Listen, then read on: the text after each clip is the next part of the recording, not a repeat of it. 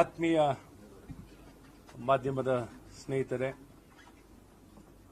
ಇವತ್ತಿನ ಪತ್ರಿಕಾಗೋಷ್ಠಿಗೆ ತಮಗೆಲ್ಲ ಮೊದಲನೇದಾಗಿ ಸ್ವಾಗತವನ್ನು ಬಯಸುತ್ತಾ, ನನ್ನೊಂದಿಗೆ ಈ ಪತ್ರಿಕಾಗೋಷ್ಠಿಯಲ್ಲಿ ಶಾಸಕರು, ಮಾಜಿ ಬಿಡಿಎ ಚೇರ್ಮನ್ ಆಗಿರುವಂತಹ ಸನ್ಮಾನ್ಯ ವಿಶ್ವನಾಥ್ ಅವರು, ಬೆಂಗಳೂರು ಉತ್ತರದ ಬಿಜೆಪಿ ಅಧ್ಯಕ್ಷರಾಗಿರುವಂತಹ ಉತ್ತರ ಜಿಲ್ಲೆ ಅಧ್ಯಕ್ಷರಾಗಿರುವಂತಹ ಸನ್ಮಾನ್ಯ ಹರೀಶ್ ಅವರು ಹಾಗೂ ಕೇಂದ್ರದ ಬಿಜೆಪಿಯ ಜಿಲ್ಲೆಯ ಅಧ್ಯಕ್ಷರಾಗಿರುವಂತಹ ಸನ್ಮಾನ್ಯ ಸಪ್ತಗಿರಿಗೌಡರು. ಆತ್ಮೀಯರೇ, ಇವತ್ತಿನ ಪತ್ರಿಕಾಗೋಷ್ಠಿ ಸ್ಮಾರ್ಟ್ ಮೀಟರ್ ವಿಚಾರದಲ್ಲಿ ಮತ್ತು ಸಾಫ್ಟ್ವೇರ್ EMISP ಅಂತ ಸಾಫ್ಟ್ವೇರ್ ಏನಿದೆಯೋ ಮತ್ತು ಸ್ಮಾರ್ಟ್ ಮೀಟರ್, ಈ ವಿಚಾರದಲ್ಲಿ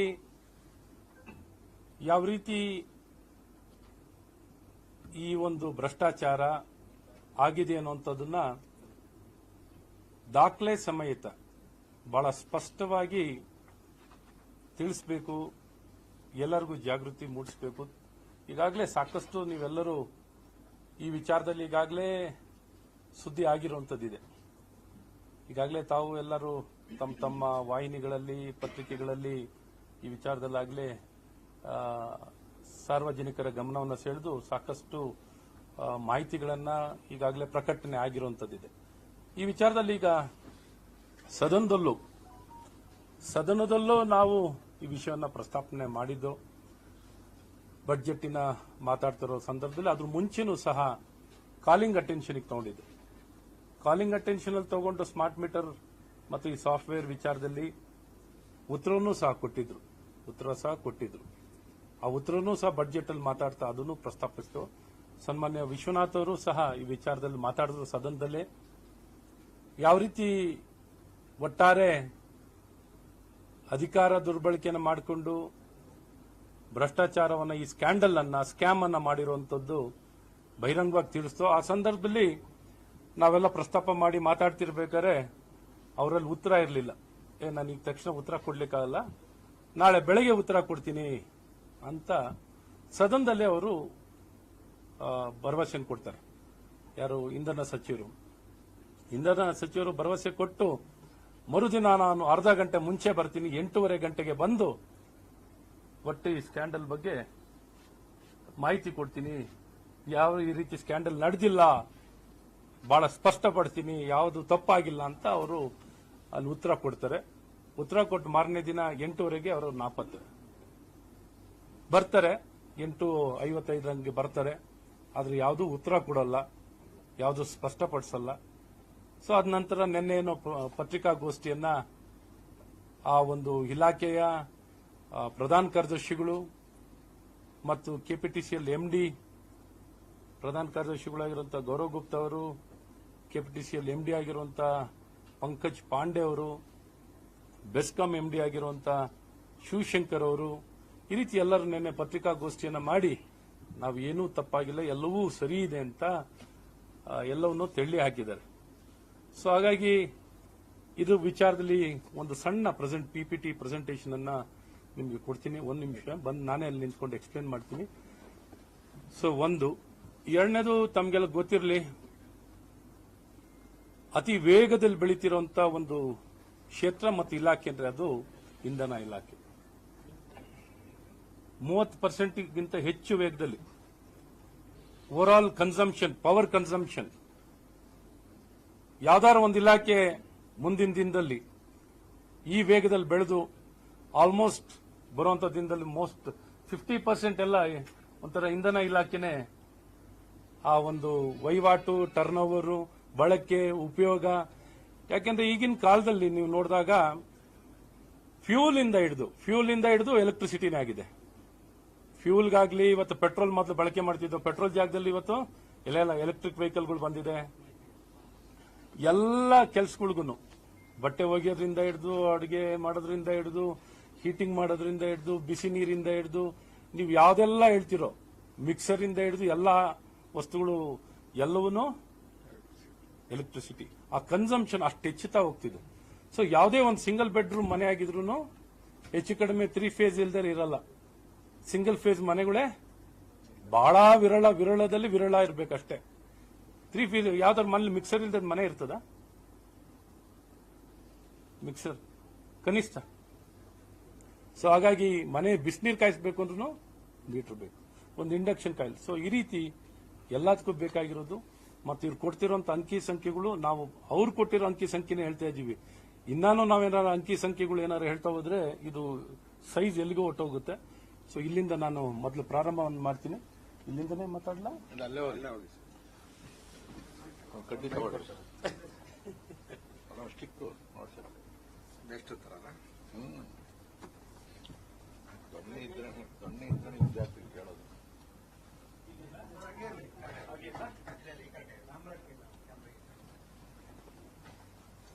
ಆದ್ಮೇಲೆ ಇದೊಂದು ಬಿಗ್ಗೆಸ್ಟ್ ಕ್ಯಾಂಪ್ ಇನ್ ಬೆಸ್ಕಾಂ ಮತ್ತು ಇತರ ಎಸ್ಕಾಂನಲ್ಲಿ ಸ್ಮಾರ್ಟ್ ಮೀಟರ್ ಟೆಂಡರ್ ವತಿಯಲ್ಲಿ 15,568 ಒಂದು ಅಂದಾಜಲ್ಲಿ ಹೇಳಿರುವಂಥದ್ದು. ಇದು ಸೈಜ್ ಗಾತ್ರ ದೊಡ್ಡದೇ ಇದೆ. ನೆಕ್ಸ್ಟ್ ಬಹಳ ಮುಖ್ಯವಾಗಿರುವಂತಹ ಒಂದು ಪ್ರಶ್ನೆ, ಮತ್ತೆಲ್ಲ ನಿಮ್ಮ ಪ್ರಶ್ನೆಗಳು ತಗೊಳ್ತೀನಿ, ಎಕ್ಸ್ಪ್ಲೈನ್ ಮಾಡ್ತೀನಿ. ಇದು ಸ್ಮಾರ್ಟ್ ಮೀಟರ್ ಕಡ್ಡಾಯನ? ಈಗ ಇವ್ರು ಹೇಳ್ತಿರೋದು ಏನೊಂದು KERC ಸಂಪೂರ್ಣಕ್ಕೆ ಎಲ್ಲಾ ಎಸ್ಕಾಮ್ಸ್ ಗೈಡ್ಲೈನ್ಸ್ ನಿಯಮಗಳು, ಯಾರು KERC ನಿಯಮಗಳನ್ನ ಯಾವ ಎಸ್ಕಾಂ ಅವರು ಉಲ್ಲಂಘನೆ ಮಾಡಂಗಿಲ್ಲ. ಆ ನಿಯಮಗಳಿಗೆ ಸಂಪೂರ್ಣವಾಗಿ ಬದ್ಧವಾಗಿರ್ಬೇಕು.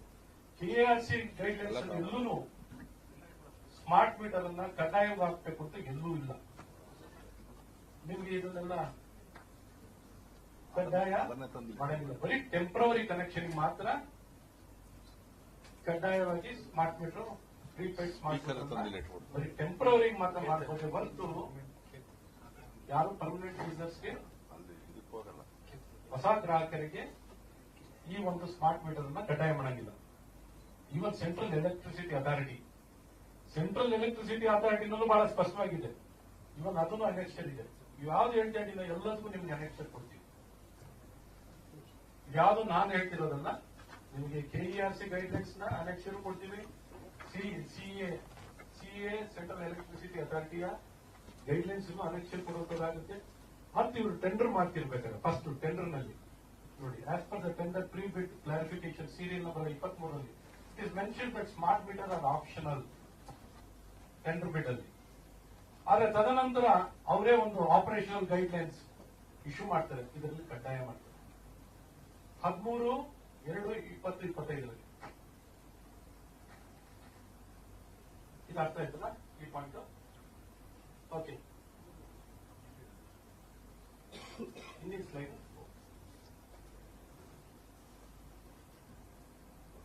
Next slide. KTTP act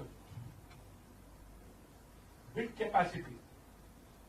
ಕೆಪಾಸಿಟಿನ tender ನಲ್ಲಿ ತಂದೇ ಇಲ್ಲ.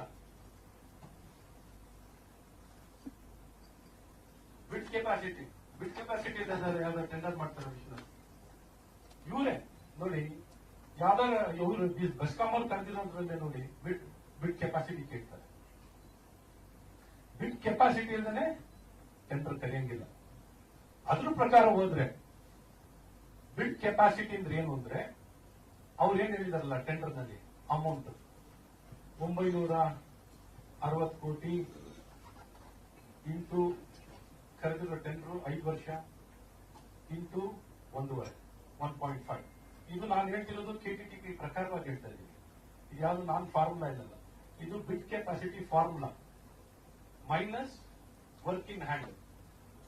ಈ ರಾಜೇಶ್ರೀ ಒಂದೇ ಉದಾಹರಣೆ ತಗೊಂಡ್ರೆ ಇದು ಅವನ ಹತ್ರ 400 ಕೋಟಿ ರೂಪಾಯಿ ವರ್ಕ್ ಇದ್ದೀಗಾಗಲೇ ಇನ್ ಹ್ಯಾಂಡ್. ಹಾಗಾಗಿ ಇವನು ಬಿಡ್ ಕೆಪಾಸಿಟಿ ಏನಿರ್ಬೇಕಿತ್ತು 6,800 ಕೋಟಿ ಇರ್ಬೇಕಿತ್ತು.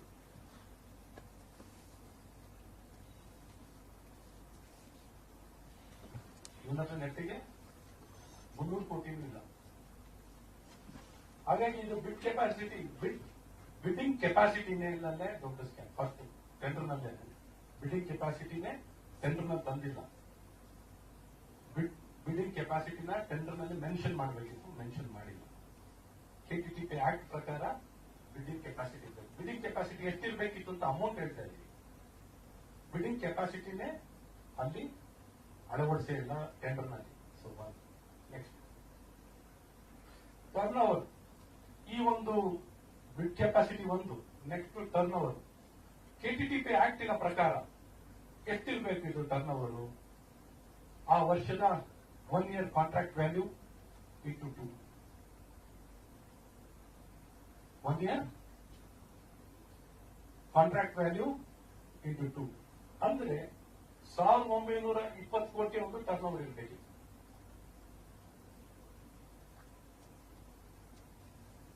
ಟೆಂಡರ್ನಲ್ಲೂ ಅಷ್ಟೇ ಮೆನ್ಷನ್ ಮಾಡಬೇಕಾಗಿದೆ. ಟೆಂಡರ್ನಲ್ಲಿ ಎಷ್ಟು ಮೆನ್ಷನ್ ಮಾಡ್ತಾರೆ? ಬರೀ 107 ಕೋಟಿ turn over capacity. Contract value ಇರೋದು ಎಷ್ಟು? ಅವರು ಅನೌನ್ಸ್ ಮಾಡಿರೋ ಪ್ರಕಾರನೇ ಕಾಂಟ್ರಾಕ್ಟ್ ವ್ಯಾಲ್ಯೂ ಇರೋದು 997 ಕೋಟಿ ಏನೋ ಬರ್ತದೆ, ಎಕ್ಸ್ಕ್ಲೂಡಿಂಗ್ GST. ಅದ್ರ ಪ್ರಕಾರ ಇಂಟು 2 ಹಾಕೊಂಡ್ರೆ 1920 crores ಬರಬೇಕು. ಇಲ್ಲಿ ನೋಡಿದ್ರೆ ಬರೀ 107 ಕೋಟಿಗೆ ಇಟ್ಟಿದ್ದಾರೆ. ಇದನ್ನು ಅಷ್ಟೇ ಅನೆಕ್ಷನ್ ನಿಮಗೆ ಡಾಕ್ಯುಮೆಂಟ್ ಇಟ್ಕೊಂಡು ಹೇಳ್ತಾರೆ. ಇದು ಸುಮ್ಮನೆ ವೇಗಾಗಿ ಯಾವ್ದು ಹೇಳ್ತಿರೋದಲ್ಲ. ಇದು ಕೆಟಿಟಿಪಿ ಆಕ್ಟ್. ಕೆಟಿಟಿಪಿ ಆಕ್ಟ್ ಅಲ್ಲಿ ಕಾನೂನಲ್ಲಿ ಕೆಟಿಟಿಪಿ ಆಕ್ಟ್ ಪ್ರಕಾರನೇ ಮಾಡಿದ್ದೀನಿ ಅಂತ ತಾನೇ ಅವ್ರು ಹೇಳೋದು.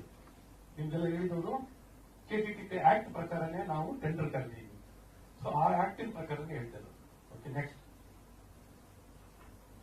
Tender can be awarded to black listed company. KTTP ನಲ್ಲೆಲ್ಲಾರ ಬ್ಲಾಕ್ ಲಿಸ್ಟೆಡ್ ಕಂಪನಿಗೆ ನೀವು ಟೆಂಡರ್ ಕೊಡಬಹುದು ಅಂತ ಎಲ್ಲಾರು ಇದೆಯಾ? ನೋಡಿ, ಬಹಳ ಕ್ಲಿಯರ್ ಆಗಿದೆ. ಕೆಟಿಟಿಪಿ ನಲ್ಲಿ ಬಿಡ್ಡರ್ ಕ್ಲಾಸ್ ಟೆಂಡರ್ ಕರೆದಿರುವಂತ ಟೆಂಡರ್ ನಲ್ಲೇ ಬಹಳ ಕ್ಲಿಯರ್ ಆಗಿದೆ. Blacklist condition provided in this tender, instruction to bidder, clause 13, page number 8, violation of tender condition, annexure 7, page number 8, clause number 31. ಅವ್ರು ಕರೆದಿರೋ ಟೆಂಡರ್ ಡಾಕ್ಯುಮೆಂಟ್ ಅಲ್ಲೇ block listed company ಅರ್ಜಿ ಹಾಕಬಾರ್ದು ಅಂತಿದೆ. ಆದ್ರೆ ಇಲ್ಲಿ ನೋಡಿ, DCITS software provider has been blacklisted in Uttar Pradesh.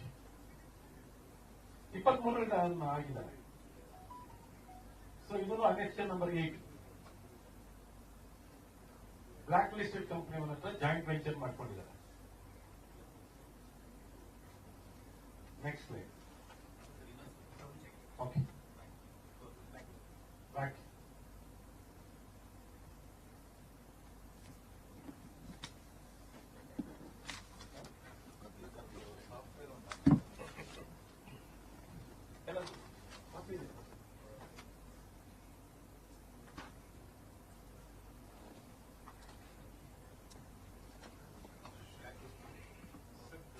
Rajashree ಅವರು DCITS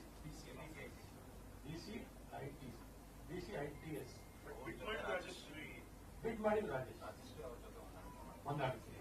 ಜೆವಿ ಈ ಸಾಫ್ಟ್ವೇರ್ ಅಂತ ಏನ್ ಕೊಡ್ತಾರಲ್ಲ, EMISP ಅಂತ ಕೊಡೋದೇ DCITS. ಇದು ಬೆಂಗಳೂರು ಬೇಸ್ಡ್ ಕಂಪನಿನೇ. ಸೊ ಈ ಪ್ರಾಜೆಕ್ಟಿನ ಒಟ್ಟು ಎಸ್ಟಿಮೇಟೆಡ್ ಕಾಸ್ಟ್ ಎಷ್ಟು? ಅವ್ರ ಎಸ್ಟಿಮೇಟೆಡ್ ಕಾಸ್ಟ್ ಕೊಟ್ಟಿರೋದು 551. ಕಾಸ್ಟ್ ಇಷ್ಟಕ್ಕೆ ಹಾಕ್ತಾರೆ. ನೆಕ್ಸ್ಟ್ ಈಗ ಅಮೆಂಡ್ಮೆಂಟ್ ಮಾಡ್ತಾರೆ. ಆಕ್ಚುಲಿ ಸೈಜ್ ಇರೋದು ಎಲ್ಲ ಟೋಟಲ್ ವ್ಯಾಲ್ಯೂ ಟೆಂಡರ್ ನಲ್ಲಿ ಟೋಟಲ್ ವ್ಯಾಲ್ಯೂ ಎಲ್ಲೂ ನಿಮ್ಗೆ ನೋಡ್ಲಿಕ್ಕೆ ಸಾಧ್ಯ ಇಲ್ಲ. ಏನಾದ್ರು ನೋಡಿದ್ದೀರಾ? ಟೆಂಡರ್ ಕರೆಸ್ಬಿಟ್ಟು ಟೋಟಲ್ ವ್ಯಾಲ್ಯೂ ಇಂದ ಟೆಂಡರ್ ನೋಡಿದ್ದೀರಾ?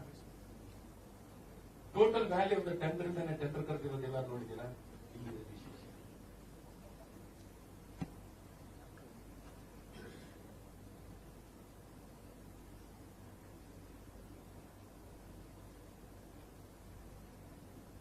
ಇಷ್ಟೆಲ್ಲ ವ್ಯಾಲ್ಯೂ ಇದ್ರು ಎಲಿಜಿಬಿಲಿಟಿ ಇರೋದ್ರ ಬರೀ 107 ಕೋಟಿ ಆನ್ಯುವಲ್ ಟರ್ನ್ ಓವರ್, ಬರೀ 107 ಕೋಟಿಗೆ ರಿಸ್ಟ್ರಿಕ್ಟ್ ಮಾಡ್ತಾರೆ. ಇಷ್ಟೆಲ್ಲ ಸಾವಿರಾರು ಕೋಟಿಗಿದ್ರು ಆನ್ಯುವಲ್ ಟರ್ನ್ ಓವರ್ ಎಷ್ಟಿಗೆ ಇಟ್ಟಿರ್ತಾರೆ? 107 ಕೋಟಿಗೆ ಇಟ್ಟಿರ್ತಾರೆ.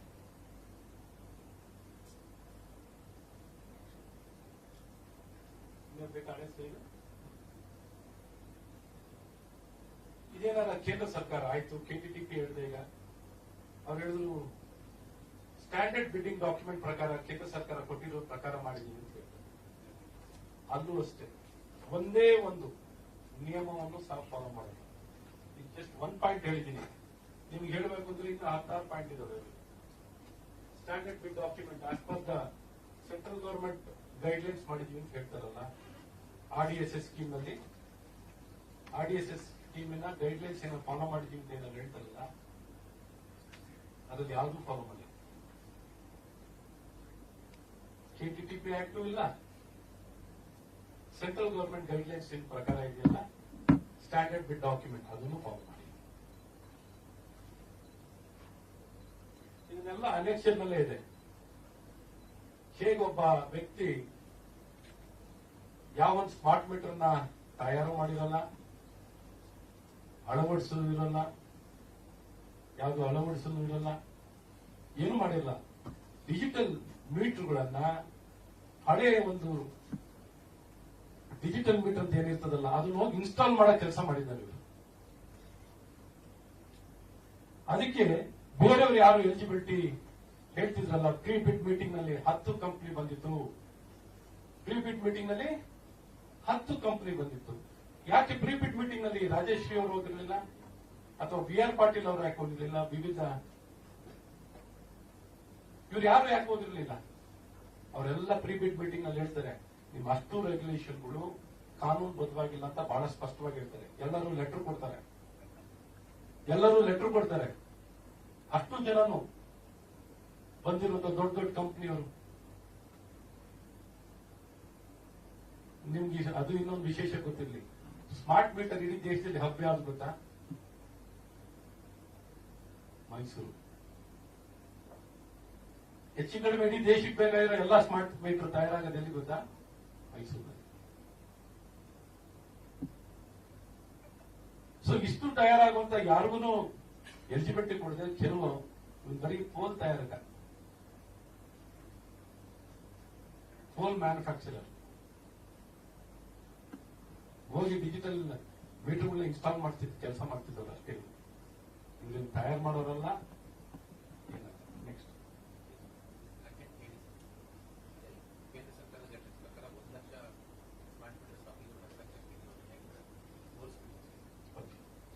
ಇನ್ನೇನು as per central government guidelines 1 lakh smart meter experience ಇರಬೇಕು ಅಂತ ಈ ಸಫಿಷಿಯಂಟ್ ಅಂತ ಹೇಳಿ. ಇವ್ರೇನ್ ಮಾಡ್ತಾರೆ, ಇದನ್ನ ಬಿಟ್ಬಿಟ್ಟು 10 ಲಕ್ಷ ಆರ್ಡಿನರಿ ಮೊದಲು ನಮ್ಮಲ್ಲಿ ಈಗ ಡಿಜಿಟಲ್ ಮೀಟರ್ ಇದೆಯಲ್ಲ ಅದನ್ನ ಯಾರು ಅಳವಡಿಸ್ತಿದ್ರು, ತಯಾರು ಮಾಡಿದವನು ಅಲ್ಲ ಅವನು. ಕೊಟ್ಟಿದ್ದ ಮೀಟರ್ನ ತಗೊಂಡೋಗಿ ಅಳವಡಿಸ್ಕೊಡ್ತಿದ್ದವನಿಗೆ ಎಲಿಜಿಬಿಲಿಟಿ ಕೊಡೋದು ಮಾಡಿಕೊಂಡ್ರು.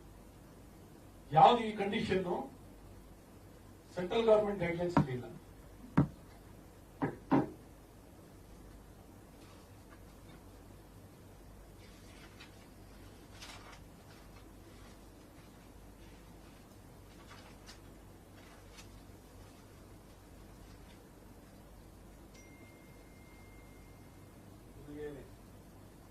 ಕ್ಲಿಯರ್ ಆಗಿ ಟೆಂಡರ್ ಡಾಕ್ಯುಮೆಂಟ್ ಇಸ್ ಪ್ರಿಪೇರ್ಡ್ ಅಂತ ಹೇಳಿದಾರಲ್ಲ, tender document is prepared as per the central government guidelines ಅಂತ ಹೇಳಿದ್ದಾರೆ. RDSS ಸ್ಟ್ಯಾಂಡರ್ಡ್ ಬಿಡಿಂಗ್ ಡಾಕ್ಯುಮೆಂಟ್ ಅದ್ರ ಪ್ರಕಾರನೇ ಹೇಳ್ತೀನಿ. ಇವ್ರ ಟೆಂಡರ್ ಕಂಡೀಷನ್ ಏನು, RDSS ಸ್ಟ್ಯಾಂಡರ್ಡ್ ಬಿಡ್ ಕಂಡೀಷನ್ ಗೈಡ್ಲೈನ್ಸ್ ಏನು, ಎಲ್ಲವನ್ನು ಈ ರೀತಿ ಎಕ್ಸ್ಪೀರಿಯನ್ಸಸ್ ಏನೇನು ಹಾಕೊಂಡಿದಾರಲ್ಲ ಎಲ್ಲವನ್ನು ಇನ್ನೊಂದು ಪಾಯಿಂಟ್ಸ್ ಬೇಕಾದ್ರೆ ಅದನ್ನು ನಿಮ್ಗೆಲ್ಲ ಕಾಪಿ ಕೊಡ್ತೀವಿ. ಸೊ ಈ ಪ್ರೆಸೆಂಟೇಷನ್ ಲಾಂಗ್ ಹೋಗುತ್ತೆ ಅನ್ನೋದಕ್ಕೋಸ್ಕರ ಇದು ಮಾಡ್ಕೊಡ್ತೀನಿ. ಎಲ್ಲ ಡಿಜಿಟಲಿ ನಿಮ್ಗೆ ಬಿಡ್ಡರ್ ಶೆಲ್ ಯಾವ್ದು ಅವ್ರು ಏನೇನು ಟೆಂಡರ್ ಕಂಡೀಷನ್ ಹೆಲ್ಪ್ ಮಾಡೋಕೆ ಡಿಜಿಟಲ್ ಮೀಟರ್ ಮಾರ್ತಿದ್ದವರಿಗೆ ಎಲಿಜಿಬಿಲಿಟಿ ಕೊಡೋದು, ಔಟ್ಲೆಟ್ ಇಟ್ಕೊಂಡವ್ರಿಗೆ ಕೊಡೋದು, ಇದ್ಯಾವುದನ್ನು ಈ ಒಂದು ಸ್ಮಾರ್ಟ್ ಮೀಟರ್ ಅನ್ನೋದು ಫಸ್ಟ್ ಸ್ಮಾರ್ಟ್ ಮೀಟರ್ ಅಂದ್ರೆ ಏನು ಅಂತ ಫಸ್ಟ್ ಹೇಳ್ತೀನಿ. First of all smart meter ಅನ್ನುವಂಥದ್ದು 2-ವೇ ಕಮ್ಯುನಿಕೇಶನ್ ಇರುವಂಥದ್ದು. ಟ್ರಾನ್ಸ್ಮಿಷನ್ ಲಾಸಸ್ ಮತ್ತು ಅಕೌಂಟಿಂಗ್ ಮಾಡ್ಲಿಕ್ಕೋಸ್ಕರ, ಟ್ರಾನ್ಸ್ಮಿಷನ್ ಲಾಸಸ್ ಮತ್ತು ಅಕೌಂಟಿಂಗ್ ತರಲಿಕ್ಕೋಸ್ಕರ ಫೀಡರ್ಗೆ ಟ್ರಾನ್ಸ್ಫಾರ್ಮರ್ಗೆ ಬೌಂಡ್ರಿ ಟ್ರಾನ್ಸ್ಫಾರ್ಮರ್ಗೆ ಮೊದಲು ಪ್ರಥಮ ಹಂತದಲ್ಲಿ ಅಳವಡಿಸಬೇಕು. ನೆಕ್ಸ್ಟ್ ಹಂತದಲ್ಲಿ ಇರುವಂತ ಎಲ್ಲ ಗ್ರಾಹಕರ ಮನೆಯಲ್ಲಿ ಈಗಿರುವಂತ ಎಕ್ಸಿಸ್ಟಿಂಗ್ ಯಾರ್ಯಾರಿದ್ದಾರೆ ಇವಾಗ ಕರ್ನಾಟಕದಲ್ಲಿ 2 ಕೋಟಿ ಮೀಟರ್ಗಳು ಇರಬೇಕು ಅನ್ಸುತ್ತೆ. 2 ಕೋಟಿ ಗ್ರಾಹಕರಿದ್ದಾರೆ. ಈ 2 ಕೋಟಿ ಗ್ರಾಹಕರ ಮನೆಯಲ್ಲೆಲ್ಲ ಅಳವಡಿಸಬೇಕು. ಅಳವಡಿಸಿದ ನಂತರ ಹೊಸ ಗ್ರಾಹಕರಿಗೂ ಕಡ್ಡಾಯ ಮಾಡಬೇಕು. ಮೂಲ ಉದ್ದೇಶ ಏನು ಅಂದ್ರೆ ಇದು ಟೂ ವೇ ಕಮ್ಯುನಿಕೇಶನ್ ಒಬ್ಬ ಗ್ರಾಹಕನ ಮನೆಗೆ ಹೇಗೆ ಸಂಪರ್ಕ ಮಾಡಿ ಮೀಟರ್ನು ಡಿಸ್ಕನೆಕ್ಟ್ ಮಾಡಬಹುದು, ಕನೆಕ್ಟ್ ಮಾಡಬಹುದು. ಪೀಕ್ ಅವರ್ ಡಿಮ್ಯಾಂಡ್ ಅಂತ ಒಂದ್ ಮನೆಯಲ್ಲಿ ಯಾವ ರೀತಿ ಕನ್ಸ್ಯೂಮ್ ಮಾಡ್ತಾನೆ, ಎಷ್ಟೆಷ್ಟು ಯಾವ ಗಂಟೆನಲ್ಲಿ ಎಷ್ಟು ಬಳಕೆ ಆಗುತ್ತೆ, ಪೀಕ್ ಅವರ್ ಡಿಮ್ಯಾಂಡ್ ಡಾಟಾ ಎಲ್ಲ ತಗೊಳ್ಳಿಕ್ಕೋಸ್ಕರ ಮತ್ತೆ ಈ ತರ ಹಲವಾರು ಉಪಯೋಗ ಇದೆ. ಈ ಉಪಯೋಗವನ್ನೇ ರಿಟರ್ನ್ ಆನ್ ಇನ್ವೆಸ್ಟ್ಮೆಂಟ್ ಅಂತಾನೆ ಜಸ್ಟಿಫೈ ಮಾಡ್ಕೊಂಡು ಇವ್ರು ಸ್ಮಾರ್ಟ್ ಮೀಟರ್ ಬರ್ತಾರೆ. ಆದ್ರೆ ಇಲ್ಲಿ ಬರೋ ಮುಂಚೆ ಇಡೀ ವ್ಯವಸ್ಥೆಯಲ್ಲಿ ಇದನ್ನು ಅಳವಡಿಸ್ಕೋಬೇಕು. ಅದಕ್ಕೋಸ್ಕರ RDSS ಸ್ಕೀಮ್ ಅಂತ ರಿವ್ಯಾಂಪ್ ಡಿಸ್ಟ್ರಿಬ್ಯೂಷನ್ ಸೆಕ್ಟರ್ ಸ್ಕೀಮ್ ಅಂತ 3,00,000 ಕೋಟಿಯನ್ನ ಕೇಂದ್ರ ಸರ್ಕಾರ ಔಟ್ಲೇ ಇಟ್ಟಿದ್ದಾರೆ. ಕೇಂದ್ರ ಸರ್ಕಾರ 3,00,000 ಕೋಟಿ 3,000 ಹಣವನ್ನ ಇದಕ್ಕೆ ಮೀಸಲಾಗಿಟ್ಟಿದ್ದಾರೆ. ಇದನ್ನ ಬಳಕೆ ಮಾಡ್ಕೋಬೇಕಿತ್ತು. ಇದನ್ನ ಬಳಕೆ ಮಾಡ್ಕೊಂಡು ಇವ್ರು ಮಾಡಬೇಕಾಗಿರೋ ಯೋಜನೆಯನ್ನ ಎಲ್ಲಾ ಕಡೆ ಅಳವಡಿಸಿ ಯಾವ ಗ್ರಾಹಕರಿಗೂ ಈಗಿರುವಂತ ಎಕ್ಸಿಸ್ಟಿಂಗ್ ಕಸ್ಟಮರ್ಗೆ ಯಾರಿಗೂ ಅವ್ರಿಗೆ ಭಾರವಿಲ್ಲದೆ ಎಲ್ಲವನ್ನು ಇವರೇ ಬರ್ಸ್ಕೊಂಡು ಮಾಡಬೇಕಾಗಿರುವಂತ ಕೆಲಸವಾಗ್ಬೇಕಿತ್ತು. ಇದು ಯಾವುದನ್ನು ಮಾಡದೆ ಏಕಾಏಕಿ ಯಾವ ಒಂದು ಕಾನೂನಲ್ಲಿ ಅವಕಾಶವಿಲ್ಲದೆ ಇವರು ಹೊಸ ಗ್ರಾಹಕರಿಗೆ ಕಡ್ಡಾಯವನ್ನು ಮಾಡಲಿಕ್ಕೆ ಯಾವ ಕಾನೂನಲ್ಲೂ ಅವಕಾಶ ಇಲ್ಲ. ಸೊ ಮೂಲ ಉದ್ದೇಶ ಏನು ಅಂದ್ರೆ ಟ್ರಾನ್ಸ್ಮಿಷನ್ ಮತ್ತು ಅಕೌಂಟಿಂಗ್ ಲಾಸಸ್ ನ ಸೆರೆ ಹಿಡಿಬೇಕು ರಿಯಲ್ ಟೈಮ್ ಅಲ್ಲಿ. ಈಗ ರಿಯಲ್ ಟೈಮ್ ಅಲ್ಲಿ ಕ್ಯಾಪ್ಚರ್ ಮಾಡ್ಲಿಕ್ಕೆ ಆಗ್ತಿಲ್ಲ ಅವರಿಗೆ. ಮತ್ತಿಷ್ಟು ಯಾರು ಒಬ್ಬನೇ ತಗೊಳ್ತಾನೆ ಅನ್ಕೊಳ್ಳಿ, ಇಡೀ ಕರ್ನಾಟಕದಲ್ಲಿ ಇಷ್ಟು ಜನ ಮೀಟರ್ ಮನೆಯಲ್ಲಿ ಒಬ್ಬನೇ ಹೆಂಗ್ ಬೇಕಾದ್ರೆ ಟ್ಯಾಂಪರ್ ಮಾಡಬಹುದು. ಈಗ ಅದು ಹೊಸ ಇನ್ನೊಂದು ಬಾಕ್ಸ್ ಓಪನ್ ಮಾಡಲ್ಲ, ಅದನ್ನ ಮುಂದಿನ ದಿನದಲ್ಲಿ ಬೇರೆ ಮಾತಾಡ್ತೀವಿ. ಹೇಗೆ ಇದನ್ನ ಒಬ್ಬ ಗ್ರಾಹಕ ತಗೊಂಡ್ರೆ ಒಬ್ಬ ಸಪ್ಲೈಯರ್ ತಗೊಂಡ್ರೆ ಏನ್ ಸಮಸ್ಯೆ ಆಗ್ಬೋದು ಅಂತ ನೆಕ್ಸ್ಟ್ ನಿಮ್ಗೆ ಹೇಳ್ತೀನಿ, ಯಾಕಂದ್ರೆ ಹೊಸ ಡೈರೆಕ್ಷನ್ ಹೋಗೋದು. ಸೊ ಇರುವಂತ ಈಗ ಉಲ್ಲಂಘನೆ ಏನಾಗಿದೆ ಒಂದು 3 ವಿಚಾರದಲ್ಲಿ KTTP act, central government guidelines, ಇವರಿಗೆ ಅನ್ವಯ ಆಗೋದು KTTP ಆಕ್ಟ್. ಈ KTTP ಆಕ್ಟ್ ಅನ್ನ ಹೇಗೆ ಉಲ್ಲಂಘನೆ ಮಾಡಿದ್ದಾರೆ, ಕಡ್ಡಾಯ ಇಲ್ಲದಿದ್ರು ಕಡ್ಡಾಯ ಹೇಗೆ ಮಾಡಿದ್ದಾರೆ, ಮತ್ತು ಇದರ ರೇಟ್ ದರವನ್ನು ಹೇಗೆ ಮಾಡಿದ್ದಾರೆ, ಯಾಕೆ ಯಾವ ಗುತ್ತಿಗೆದಾರನಿಗೆ ಹೆಂಗ್ ಕೊಟ್ಟಿದ್ದಾನೆ ಅನ್ನುವಂತ ವಿಷಯವನ್ನ ಇಷ್ಟೊತ್ತು ನಿಮ್ಗೆ ಹೇಳ್ತಿರುವಂತದ್ದು. ಸ್ಮಾರ್ಟ್ ಮೀಟರ್ ಇನ್ಸ್ಟೆಂಟ್ ಈಗಿರಂತ ಆಯ್ತು, ಇದು ಹೊಸದು ಮಾಡ್ತಾ ಇದೀವಿ ಅಂತ ಹೇಳ್ತಾರೆ. ಈ ಹಳೆ ಗ್ರಾಹಕ ಇರ್ತಾನೆ ಅನ್ಕೊಳ್ಳಿ, ನಿಮ್ ಮನೆ ಸುಟ್ಟೋಗಿದೆ, ನಿಮ್ ಮನೆ ಮೀಟರ್ ಸರಿ ನಡೀತಿಲ್ಲ, ನಿಮ್ದು ರೀಡಿಂಗ್ ಸರಿ ಬರ್ತಿಲ್ಲ, ಗೊತ್ತಲ್ಲ ಹೆಂಗ್ ಕೇಳ್ಬೋದು ಅಂತ, ಏನ್ ಬದಲಾಯಿಸಬಹುದು, ಹೆಂಗೆ ಒತ್ತಾಯ ಮಾಡಿ ಸಂಖ್ಯೆಯನ್ನ ಬೇರೆಯವ್ರಿಗೂ ವಿಸ್ತರಣೆ ಹೇಗ್ ಮಾಡ್ಬೋದು, ಒಂದು ಸ್ವಲ್ಪ ಜಾಗ ಕೊಟ್ರೆ ಸಾಕು ಈ ವ್ಯಾಪಾರವನ್ನ ಹೇಗ್ ಬೇಕಾದ್ರೆ ವಿಸ್ತರಣೆ ಮಾಡ್ಲಿಕ್ಕೆ ಸಾಧ್ಯವಿದೆ ಅನ್ನೋದು ತಮ್ಗೆ ಗೊತ್ತಿದೆ. ಜಸ್ಟ್ ಇವ್ರಿಗೆ ಎಂಟ್ರಿ ಆಗದೇನೆ ಕಾನೂನು ಉಲ್ಲಂಘನೆ ಮಾಡಿ ಎಂಟ್ರಿ ಆಗಿರುತ್ತದೆ.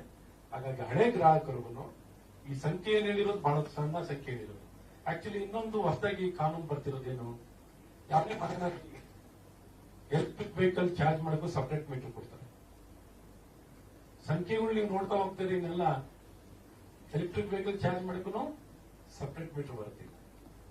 ಸೊ ಈ ರೀತಿ ಸಂಖ್ಯೆಗಳು ನೋಡ್ತಾ ಹೋಗ್ತಾ ಇದ್ರೆ ನೀವು ಬೆಳಿತಾನೆ ಹೋಗುತ್ತೆ ಒಂದು ದೊಡ್ಡ ಸಂಖ್ಯೆನಲ್ಲಿ. ಮತ್ತೆ ಇವ್ರು ಕೊಟ್ಟಿರೋ ಸಂಖ್ಯೆ ವರ್ಷಕ್ಕೆ 4 ಲಕ್ಷ ಬೆಂಗಳೂರಿನಲ್ಲಿ ಇನ್ಸ್ಟಾಲ್ ಮಾಡ್ತೀವಿ ಅಂತ ಹೇಳ್ತಿರ್ತಾರೆ.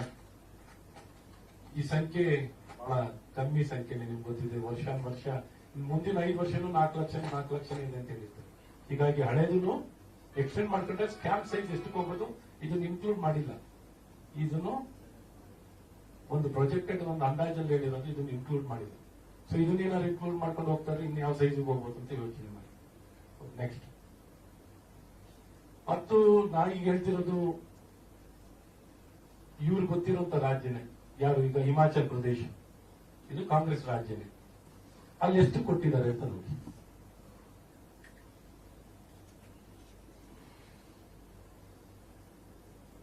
ತೆಲಂಗಾಣ, ಹಿಮಾಚಲ್ ಪ್ರದೇಶ್, ಕೇರಳ,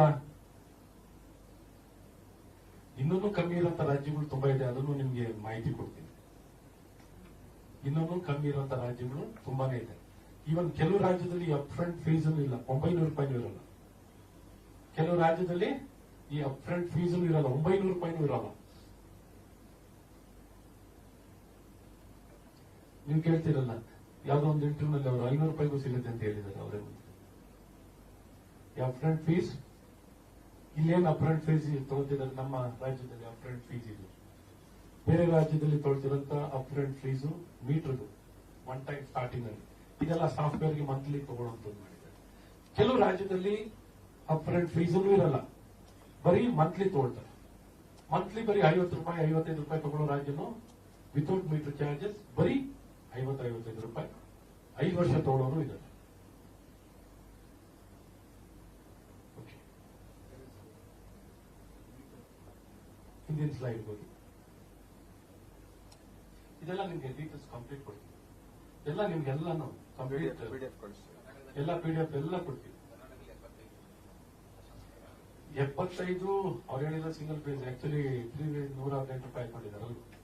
ಇದೆಲ್ಲ ನಾನು ಹೇಳ್ತಿರೋದು ನಿಮ್ಗೆ ಎಸ್ಟಿಮೇಟೆಡ್ ಪ್ರೈಸಸ್ ಹೇಳ್ತಿರೋದು ಸರ್ ಅಷ್ಟೇ. ಎಸ್ಟಿಮೇಟೆಡ್ ಪ್ರೈಸಸ್ ಅವ್ರು ಹಾಕೊಂಡಿರೋದನ್ನ ಅವ್ರು ಆಕ್ಚುಲಿ ರೇಟ್ ಕೊಟ್ಟಿರೋದನ್ನೆಲ್ಲ ಹೆಚ್ಚೇ ಇದೆ. 118 ರೂಪಾಯಿಗೂ ಬರುತ್ತೆ. ಸೊ ಹಾಗಾಗಿ ನಮ್ಮ ರಾಜ್ಯದಲ್ಲಿ ನಾವು ತಗೊಂಡಾಗ ಎಲ್ಲ ಎಸ್ಕಾಂ ನಲ್ಲಿ ಏನ್ ಕಾಸ್ಟ್ 8500 OM ಪ್ಲಸ್ ಇಂಟು 12 ತಿಂಗಳು ಇಂಟು 10 ವರ್ಷ ಒಂದೊಂದು ಮೀಟರ್ಗೆ 17,000 ಬರುತ್ತೆ. ಅದೇ ಬೇರೆ ರಾಜ್ಯದಲ್ಲಿ ಒಂದು ಗರಿಷ್ಠವಾಗಿ ತಗೊಂಡಿರೋದು ಇನ್ನೂ ಕನಿಷ್ಠವಾಗಿರುತ್ತೆ, ತಗೊಂಡ್ರೆ 7,740 ರೂಪಾಯಿ ಆಗುತ್ತೆ ಪರ್ ಮೀಟರ್. ನಮ್ಮ ಕರ್ನಾಟಕದಲ್ಲಿ 17,000. ಡಿಫರೆನ್ಸ್ ಇನ್ ಅಮೌಂಟ್ ಬರೀ ಬೆಸ್ಕಾಂ ಅಂಡ್ ಅದರ್ ಸ್ಟೇಟ್ಸ್ ತಗೊಂಡಾಗ 9,260 ಬರುತ್ತೆ. ಸೊ ಅಡಿಷನಲ್ ಎಕ್ಸ್ಪೆಂಡಿಚರ್ ಬರೀ 8 ಲಕ್ಷ ಮೀಟರ್ಸ್ಗೆ ಎಸ್ಕಾಂಗಳಿಗೆ ಲೆಕ್ಕ ಹಾಕಿರುತ್ತೆ. ಆಕ್ಚುಲಿ 8 ಲಕ್ಷ ಎಲ್ಲ ಇದು ದೊಡ್ಡ ಸಂಖ್ಯೆನಲ್ಲಿ ಹೋಗುತ್ತೆ. ಬರೀ ಇದಕ್ಕೆ ಲೆಕ್ಕ ಹಾಕೊಂಡ್ರೆ ಬೇಸಿಕ್ ಕಾಸ್ಟ್ ಬಿಟ್ಟು ಈ ಕಾಸ್ಟ್ ಬಿಟ್ಟು ಬೇರೆ ರಾಜ್ಯದ ಅಡಿಷನಲ್ ಏನು 9,660 ರೂಪಾಯಿ ಎಕ್ಸೆಸ್ ಕಾಸ್ಟ್ ಅನ್ನು ತಗೊಂಡ್ರೇನೆ ಸಾಕು. 9,260 ರೂಪಾಯಿ ಇಂಟು 8 ಲಕ್ಷ ಇಂಟು 10 ವರ್ಷ ಎಷ್ಟಾಗುತ್ತೆ? ಆಯ್ತಾ? ಇದು ತೆಗಿಬೋದು. ನೆಕ್ಸ್ಟ್ ಸ್ಲೈಡ್ ಹೋಗೋದಾ? ಓಕೆ. ಈ ಒಂದು ಅಪ್ಫ್ರಂಟ್ ಫೀಸ್ ಏನ್ ತಗೊಳ್ತಾರೆ 8,500 ಹಾಕಿಲ್ಲ, ಬರೀ 8,000 ಹಾಕಿರೋದಿದೆ. 8,000 ಮೈನಸ್ 900 ರೂಪಾಯಿ. 900 ರೂಪಾಯಿ ಅಪ್ಫ್ರಂಟ್ ಫೀಸು ಬೇರೆ ರಾಜ್ಯದಲ್ಲಿ ತಗೊಂಡಿದ್ದ ಇರೋದು. ನಮ್ಮ ರಾಜ್ಯದಲ್ಲಿ ಒಂದು 8,000 ರೂಪಾಯಿ ಅಂತ ಹಾಕೊಂಡ್ರೆ 7,100 ರೂಪಾಯಿ ಬರುತ್ತೆ ಇಂಟು 12% ಇಂಟ್ರೆಸ್ಟ್. 10 ವರ್ಷಕ್ಕೆ ಹಾಕೊಂಡ್ರೆ 10,000 ರೂಪಾಯಿ 10,200 ರೂಪಾಯಿ 1 ಮೀಟರ್ ಬರುತ್ತೆ. ಅರ್ಥ ಆಗಿದೆಯಾ? So total cumulative interest amount ತಗೊಂಡ್ರೆ 10 ವರ್ಷಕ್ಕೆ 8,000. 1 ಮೀಟರ್ಗೆ ಇಂಟ್ರೆಸ್ಟ್ ಕ್ಯಾಲ್ಕುಲೇಟ್ ಮಾಡಿದ್ರೆ 7,100 ರೂಪಾಯಿಗೆ ಇಂಟ್ರೆಸ್ಟ್ ಕ್ಯಾಲ್ಕುಲೇಟ್ ಮಾಡಿದ್ರೆ 10 ವರ್ಷಕ್ಕೆ 10,200 ರೂಪಾಯಿ ಬರ್ತದೆ ಪರ್ ಮೀಟರ್. ಏನ್ ಈ ಒಂದು 10,200 ಕ್ಯಾಲ್ಕುಲೇಟ್ ಮಾಡಿ 10 ವರ್ಷಕ್ಕೆ ತಗೊಂಡ್ರೆ ನಮಗೆ ಟೋಟಲ್ ಅಮೌಂಟ್ ಎಷ್ಟು ಬರುತ್ತೆ?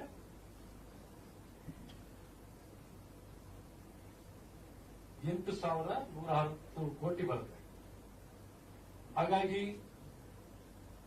ಅಡಿಷನಲ್ ಎಕ್ಸ್ಪೆಂಡಿಚರ್ ಪ್ಲಸ್ ಇಂಟ್ರೆಸ್ಟ್ ಎರಡೂ ಸೇರಿಸಿದ್ರೆ 15,568 ಕೋಟಿ ಹೆಂಗ್ ಬಂತು ಅಂತ ತೋರಿಸ್ಲಿ ಬರ್ತಿರ್ತೀವಿ.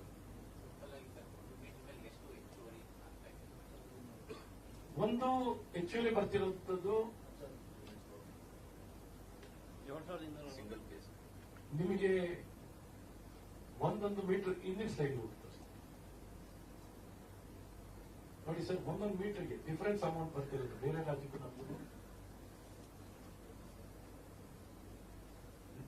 9,260 ರೂಪಾಯಿ ಬರುತ್ತೆ ಒಂದೊಂದು ಮೀಟರ್ಗೆ ಡಿಫರೆನ್ಸ್ ಕಾಸ್ಟ್. ಸಾಫ್ಟ್ವೇರ್ ಮತ್ತು ಮೀಟರ್ ಚಾರ್ಜಸ್ ಎರಡೂ ಸೇರಿಸಿ ನಾವು ಅದನ್ನ ತಗೊಂಡಾಗ 8 ಲಕ್ಷ ಮೀಟರ್ ಇಂಟು 10 ವರ್ಷ ತಗೊಂಡ್ರೆ 10 ವರ್ಷಕ್ಕೆ ತಗೊಂಡ್ರೆ 7,408 ಬರ್ತದೆ. ನಾನು ನೆಕ್ಸ್ಟ್ ಹೋಗ್ತಿರೋದು ಏನು ಅಂದ್ರೆ ಈ 8,000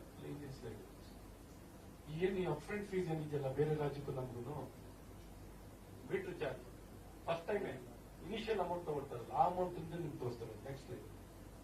ಆ ಅಮೌಂಟ್ಗೆ ಅಪ್ಫ್ರಂಟ್ ಫೀಸ್ ಅಂತ ಹೋದಾಗ ಮೀಟರ್ ಚಾರ್ಜ್ ಸಾಫ್ಟ್ವೇರ್ ಬಿಟ್ಬಿಡಿ, ಇದು ಮೀಟರ್ ಚಾರ್ಜಸ್ ಅಲ್ಲಿ ಅಪ್ಫ್ರಂಟ್ ಅಲ್ಲಿ ಡಿಫರೆನ್ಸ್ ಬರ್ತಿರೋದು. ಈ ಡಿಫರೆನ್ಸ್ ಅಮೌಂಟ್ ನೀವು 10 ವರ್ಷಕ್ಕೆ ಲೆಕ್ಕ ಹಾಕೊಂಡ್ರೆ 10 ವರ್ಷಕ್ಕೆ ಲೆಕ್ಕ ಹಾಕೊಂಡ್ರೆ ಇಂಟ್ರೆಸ್ಟ್ ಅಮೌಂಟ್ ಇಷ್ಟು ಬರ್ತದೆ. ಅವ್ನು ಕಾಂಟ್ರಾಕ್ಟ್ ಪೀರಿಯಡ್ ನಲ್ಲಿ ಇಷ್ಟು ದುಡ್ಡು ಮಾಡ್ಕೊತಾನೆ ಅಂತ ತೋರಿಸ್ತಾ ಇರೋದು. ಈ ಮುಂದಕ್ಕೂ ದುಡ್ಡು ಮಲ್ಟಿಪ್ಲೈ ಆಗುತ್ತೆ, ಅದು ಬೇರೆ ಪ್ರಶ್ನೆ. ಒಂದು ಟೆಂಟೇಟಿವ್ ಆಗಿ 10 ವರ್ಷಕ್ಕೆ ತೋರಿಸಿದ್ವಿ ಅಷ್ಟೇ. ಇನ್ನೊಂದ್ಸಲ ನೀವು ರನ್ ಡೌನ್ ಮಾಡ್ಕೊಂಡ್ರೆ ನೀವು ನೆಕ್ಸ್ಟ್ ಟೈಮ್ ಒಂದು ಪೂರ್ತಿ ಅರ್ಥ ಆಗ್ಬಿಡುತ್ತೆ. ಇದೆಲ್ಲ ಪೂರ್ತಿ ಸ್ಲೈಡ್ ಕೊಟ್ಬಿಡ್ತೀರಲ್ಲ.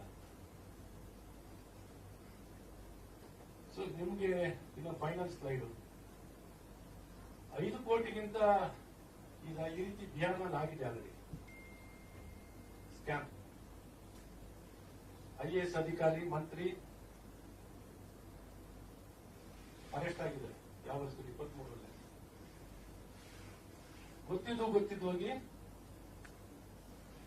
ಅವರೇ ಹೋಗಿ ನಮಗೆ ಬೇಕು ತಗೊಂಡು ಹೋಗ್ಬಿಡ್ತಿದ್ದಾರೆ. ಸಾರ್ವಜನಿಕರ ಹಣ 5 ಕೋಟಿಗಿಂತ ಹೆಚ್ಚು ಮಿಸ್ಯೂಸ್ ಆಗ್ತಿದೆ ಅಂತ ಇದ್ರೆ ಏನನ್ನು ಅಟ್ರಾಕ್ಟ್ ಮಾಡ್ತಿದೆ ಅಂತ ನೋಡ್ಬೇಕು.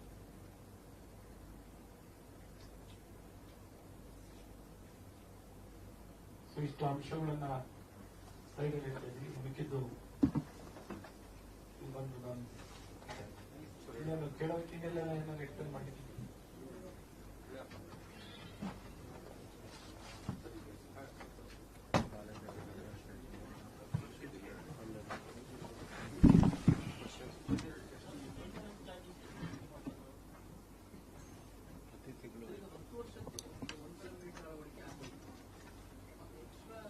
ಪ್ರತಿ ತಿಂಗಳು ಅದು ತಿಂಗಳು ಈ EMI advance metering infrastructure service provider ಅಂತ ಇರ್ತಾರೆ ಸಾಫ್ಟ್ವೇರ್. ಆ ಸಾಫ್ಟ್ವೇರ್ಗೆ ಎರಡು ಕಾಸ್ಟ್ ಇದೆ ಇದರಲ್ಲಿ. ಒಂದು ಸ್ಮಾರ್ಟ್ ಮೀಟರ್ ಕಾಸ್ಟ್, ಒಂದು ಎರಡನೇ ಕಾಸ್ಟ್, 3 ಕಾಸ್ಟ್ ಇದೆ ಇಲ್ಲಿ ಹೇಳ್ತೀನಿ. ಒಂದು ಸ್ಮಾರ್ಟ್ ಮೀಟರ್ ಕಾಸ್ಟ್, ಎರಡನೇದು ಸಾಫ್ಟ್ವೇರ್ ಕಾಸ್ಟ್. ಈ ಸ್ಮಾರ್ಟ್ ಮೀಟರ್ ರನ್ ಆಗ್ಲಿಕ್ಕೆ ಸಾಫ್ಟ್ವೇರ್ ಬೇಕಾಗುತ್ತೆ, ಸಿಮ್ ಬೇಕಾಗುತ್ತೆ, ಅದಕ್ಕೆ ರನ್ ಮಾಡ್ಲಿಕ್ಕೆ ಸಾಫ್ಟ್ವೇರ್ ಬೇಕಾಗುತ್ತೆ. ಅದಕ್ಕೆ ಎರಡನೇ ಕಾಸ್ಟ್. ಅವ್ರು ತೋರಿಸ್ಕೊಂಡಿರೋ ಪ್ರಕಾರ 10 ವರ್ಷಕ್ಕೆ ಒಂದು 15,000 ರೂಪಾಯಿ ಆಗುತ್ತೆ. ಸಿಂಗಲ್ ಫೇಸ್ಗಾದ್ರೆ 9,000 ರೂಪಾಯಿ ಆಗುತ್ತೆ, 15,000 ರೂಪಾಯಿ ಆಗುತ್ತೆ ಎಲ್ಲ ತೋರಿಸ್ಕೊಂಡಿದ್ದಾರೆ. ಸಿಂಗಲ್ ಫೇಸ್ 9,000, 3 ಫೇಸ್ಗಾದ್ರೆ 15,000 ರೂಪಾಯಿ ಸಾಫ್ಟ್ವೇರ್ಗೆ 10 ವರ್ಷಕ್ಕೆ ಆಗುವಂತ ಕಾಸ್ಟ್ ಅಂತ ತೋರಿಸ್ಕೊಂಡಿದ್ದಾರೆ. ಮೀಟರ್ ಕಾಸ್ಟ್ ಒಂದು. ಇನ್ನೊಂದು ಮೂರನೇದು ಔಟ್ಲೆಟ್ ಮತ್ತು ಸಿಬ್ಬಂದಿಗಳ ಸಂಬಳ. ಒಂದೊಂದು ಮೀಟರ್ಗೆ 400 ರೂಪಾಯಿ ಖರ್ಚಾಗುತ್ತೆ. ಏನು ಅದೇ ವಿಶೇಷ ನೋಡ್ರಿ, ಏನೂ ಬಂಡವಾಳ ಆಗದೆ ಈ ಮೀಟರ್ ಸ್ಮಾರ್ಟ್ ಮೀಟರ್ ಮಾರುವಂತ ಸ್ಥಳಗಳಿಗೆ, ಅಂಗಡಿಗಳಿಗೆ ನೆಲ ಬಾಡಿಗೆ ಎಷ್ಟು ಗೊತ್ತಾ? 125 ರೂಪಾಯಿ ಅಡಿಗೆ per square foot rent. BESCOM ಇಂದ ಕೊಡೋದು ರೆಂಟ್ ಎಷ್ಟು ಗೊತ್ತಾ? 125 ರೂಪಾಯಿ. ಬೆಂಗಳೂರು ಹೊರವಲಯದಲ್ಲಿ ಅಂದ್ರೆ ಬೆಂಗಳೂರು ಬಿಟ್ಟು ಬೆಸ್ಕಾಂ ಏರಿಯಾ ಬಿಟ್ಟು 70 ರೂಪಾಯಿ. ಸಿಬ್ಬಂದಿಗಳ ಸಂಬಳ ಅಲ್ಲಿ ಕೂತ್ಕೊಂಡು ಔಟ್ಲೆಟ್ ಅಲ್ಲಿ ನಿಂತ್ಕೊಂಡು ಕೂರ್ತಾರಲ್ಲ, ಅವ್ರಿಗೆ ಸಂಬಳ 55,000 ರೂಪಾಯಿ ಮತ್ತು 45,000 ರೂಪಾಯಿ. ಇದೇ ಒಟ್ಟು 240 ಕೋಟಿ ಬರುತ್ತೆ. ಒಟ್ಟು ಒಂದೊಂದು ಮೀಟರ್ಗೆ ಕಾಸ್ಟ್ 400 ರೂಪಾಯಿ ಬರ್ತಾ ಇದೆ. 400 ರುಪೀಸ್. ಇತಿಹಾಸದಲ್ಲಿ ಎಲ್ಲರೂ ಹಿಂಗ್ ನೋಡಿದ್ದೀರಾ? 1 ರೂಪಾಯಿ ದುಡ್ಡು ಹಾಕ್ತೇನೆ.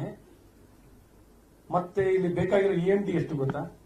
ಒಟ್ಟು ಈ ಗಾತ್ರದ EMD ಲೆಕ್ಕ ಹಾಕೊಂಡ್ರೆ 1% ಅಂತ ಲೆಕ್ಕ ಹಾಕೊಂಡ್ರು, ಬರೀ ಬೆಸ್ಕಾಂದೇ ತಗೊಂಡು ನಾವು ಲೆಕ್ಕ ಹಾಕೊಂಡ್ರು 60 ಕೋಟಿ ಬರೀ EMD ಕೊಡಬೇಕು.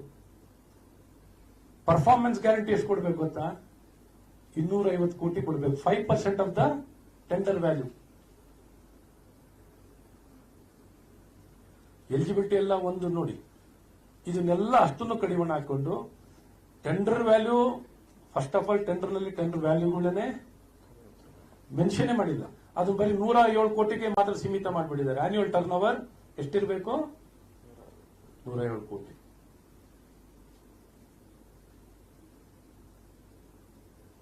ಈ ರೀತಿ 5,000 ಕೋಟಿ ಅವ್ರ ಪ್ರಕಾರ ತಗೊಂಡ್ರೆ, GST ಬಿಟ್ಟು 5,000 ಕೋಟಿ ಬರುತ್ತೆ. GST ಸೇರಿಸ್ಕೊಂಡ್ರೆ 6,000 ಕೋಟಿ ಹತ್ರಕ್ಕೆ ಬರುತ್ತೆ.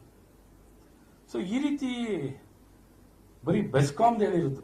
ಇಡೀ ಬೆಸ್ಕಾಮು ಇತರ ಎಸ್ಕಾಂಗಳದೆಲ್ಲ ಸೇರಿಸ್ಕೊಂತ ಹೋಗ್ತಾರೆ. ಲಿಸ್ಟ್ ಅಲ್ಲಿ ಬಹಳ ದೊಡ್ಡ ಮಟ್ಟದಲ್ಲಿ ಅಂಕಿ ಸಂಖ್ಯೆಗಳು ದೊಡ್ಡದ ಬರ್ತವೆ. ಅವ್ರು ಕೊಡ್ತಿರುವಂತ ಸಂಖ್ಯೆಗಳ ಪ್ರಕಾರವಾಗಿ ನಾವು ಹೇಳ್ತಿರೋದು.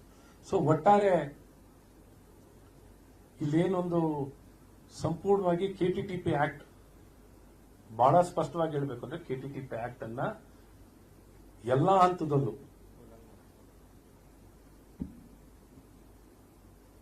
ಹಂತದಲ್ಲೂ ಉಲ್ಲಂಘನೆ ಮಾಡಿದ್ದಾರೆ. ಅವ್ರು ಕರೆದಿರೋದು ಯಾವ ಇದರಲ್ಲಿ ಗೊತ್ತಾ? K4 ನಲ್ಲಿ ಕರೆದಿದ್ದಾರೆ. K4 ಅಂದ್ರೆ ಏನು? ಬರೀ 10 ಕೋಟಿ ಮೇಲೆ ನೀವು 10 ಕೋಟಿ ಒಳಗಡೆ ಇರೋ ಟೆಂಡರ್ ವ್ಯಾಲ್ಯೂ ಎಷ್ಟಕ್ಕೆ ಇರಬೇಕು ಅಂದ್ರೆ 10 ಕೋಟಿ ಒಳಗಡೆ ಇರಬೇಕು. She be within 10 crores.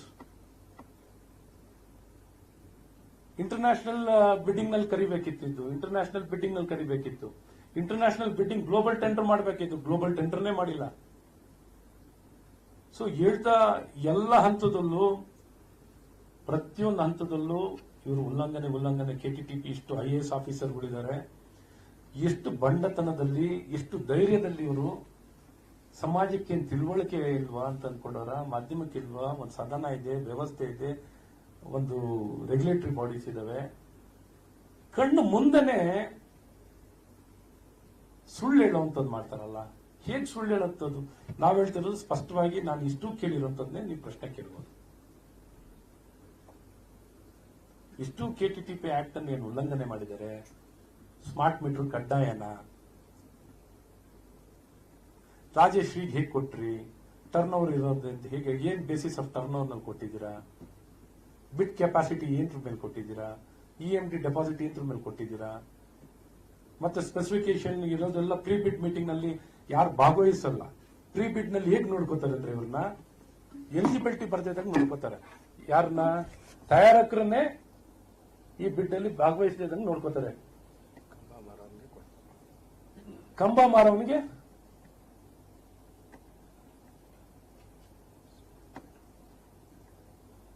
$6,800 ಕೋಟಿ ಬಿಡ್ ಕೆಪಾಸಿಟಿ ಇರ್ಬೇಕಾದ್ರೆ ಅವನಿಗೆ ಹೆಂಗ್ ಕೊಡ್ತಾರೆ ಹೇಳಿ? 6,800 ಕೋಟಿ ಬಿಡ್ ಕೆಪಾಸಿಟಿ ಬೇಕು. And annual turn over it should be around 1,900 crores turn over should ಇದೆ. ಇಷ್ಟು ಟರ್ನ್ ಓವರ್ ಇರಬೇಕು. ಈ ರೀತಿ ಯಾವುದಕ್ಕೂ ಹೇಳ್ತಾ ಹೋದ್ರೆ ಇಷ್ಟಕ್ಕೂ ಎಲಿಜಿಬಿಲಿಟಿ ಬರಲ್ಲ. ಮತ್ತೆಲ್ಲ ಈ ದುಡ್ಡನ್ನ ಲಿಟ್ರಲಿ ಹಗಲು ದರೋಡೆ ಮಾಡಿದ್ದಾರೆ. ಅವ್ರ ಹತ್ರ ಉತ್ತರ ಇಲ್ಲ. ಹಾಗಾಗಿ ತಕ್ಷಣ ಸರ್ಕಾರ ಇದಕ್ಕೆ ಉತ್ತರ ಕೊಡಬೇಕು. ಎಲ್ಲವೂ ಸರಿ ಇದೆ ಅಂತ ಹೇಳ್ಬಿಟ್ಟಿದ್ದಾರೆ. ಎಲ್ಲವೂ ಸರಿ ಇದೆ ಅಂತ ಹೇಳಿದ್ದಾರೆ. ಇದರಲ್ಲಿ ಒಂದು ನಯ ಪೈಸ, ಒಂದು ವಿಚಾರ, ಒಂದೇ ಒಂದು ಎಳ್ಳಷ್ಟು ಸಹ ಒಂದು ಸ್ಮಾರ್ಟ್ ಮೀಟರ್ ಕಡ್ಡಾಯ ಮಾಡ್ಲಿಕ್ಕೂ ಪೂರಕವಾಗಿರುವಂತಹ ಕಾನೂನು ಇಲ್ಲದೇ ಮಾಡಿರುವಂತದ್ದು KTTP ಉಲ್ಲಂಘನೆ ಮತ್ತು ದರ ಮತ್ತು ಗುತ್ತಿಗೆ ಕೊಟ್ಟಿರುವಂತಹ ವ್ಯಕ್ತಿನೂ ಅರ್ಹನಿಲ್ಲ ಅನ್ನುವಂಥದ್ದು ಬಹಳ ಸ್ಪಷ್ಟವಾಗಿದೆ. ಬ್ಲಾಕ್ ಲಿಸ್ಟ್ ಆಗಿರೋದು, ಅದನ್ನು ಜೊತೆಗೆ ಬ್ಲಾಕ್ ಲಿಸ್ಟ್ ಆಗಿರುವಂತದ್ದು. ಯಾರು ಒರಿಜಿನಲ್ ಪ್ರೀ ಬಿಡ್ ಮೀಟಿಂಗ್ ನಲ್ಲಿ ಬರ್ತಾರೆ, ಇವ್ರು ಯಾರು ಪ್ರೀ ಬಿಡ್ ಮೀಟಿಂಗ್ ನಲ್ಲಿ ಬಂದಿಲ್ಲ ಅಂತವ್ರು ಮಾತ್ರ. ಮತ್ತೆ ಇನ್ನೊಂದು ಹೇಳ್ಬೇಕು ಅಂದ್ರೆ, ಈ ಟೆಂಡರ್ ನಲ್ಲಿ 3 ಜನ ಭಾಗವಹಿಸ್ತಾರೆ. ಇವ್ರ ಪ್ರಕಾರನೇ ಹೋಗೋಣ ಆಯ್ತು. ಇವ್ರ ಪ್ರಕಾರನೇ ಎಲ್ಲ ಹೋಗಿ ಪಾಪ ಎಲ್ಲ ಎಲಿಜಿಬಲ್ ಬರೋ KTTP ಪ್ರಕಾರನೇ ಮಾಡ್ಕೊಂಡು ಬಂದಿದ್ದಾರೆ ಅಂತ ನಂಬ್ಕೊಂಡ್ಬಿಡೋಣ. 3 ಜನ ಟೆಂಡರ್ ನಲ್ಲಿ ಭಾಗವಹಿಸ್ತಾರೆ. ರಾಜಶ್ರೀ, VR ಪಾಟೀಲ್, ಇನ್ನೊಂದು ಸಹ್ಯಾದ್ರಿಯನ್ನು ಡಾಕ್ಯುಮೆಂಟ್ ಅಪ್ಲೋಡ್ ಮಾಡೋಣ ಅಂತ ತೆಗೆದಾಕ್ತಾರೆ.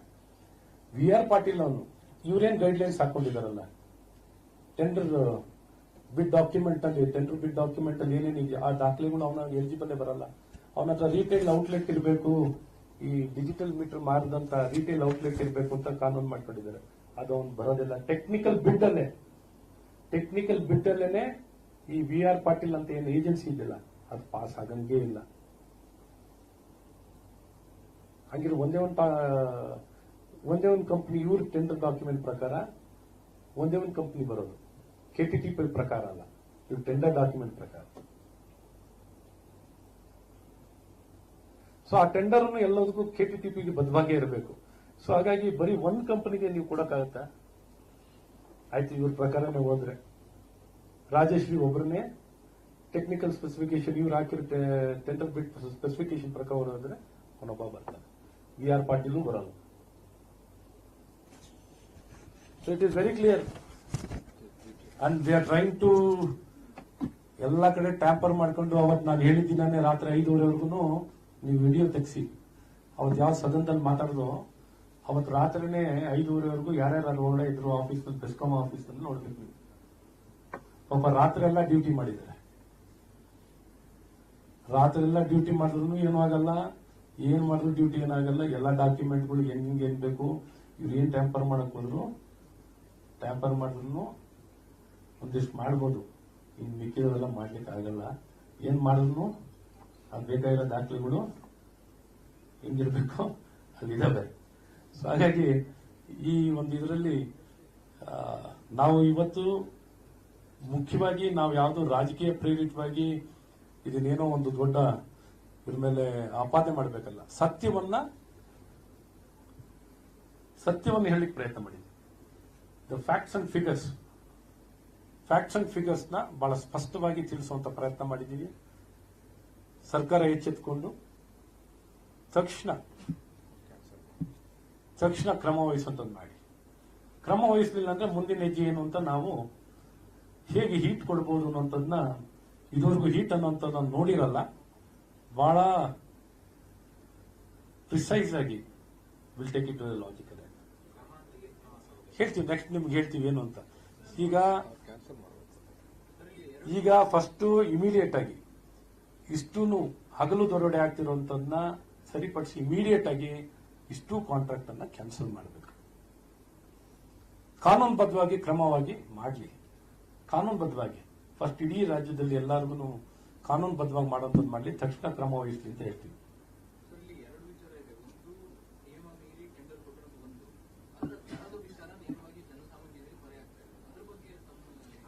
ಅದಕ್ಕೆ ಎಕ್ಸ್ಪೋಸ್ ಮಾಡ್ತಿರೋದು. ಜನಕ್ಕೆ ನೇರವಾಗಿ ಜನರು ಜೇಬಿಂದನೇ ಲೂಟಿ ಮಾಡ್ತಿರೋದು. ಜನರು ಜೇಬಿಂದನೇ ನೇರವಾಗಿ ಕಳ್ತನ ಮಾಡ್ಲಿಕ್ಕೆ ಹೊಟ್ಟಿದ್ದಾರೆ ಅಂತಂದ್ರೆ ನಾವು ಬಹಳ ಸ್ಪಷ್ಟವಾಗಿ ಹೇಳ್ತಿರೋದು.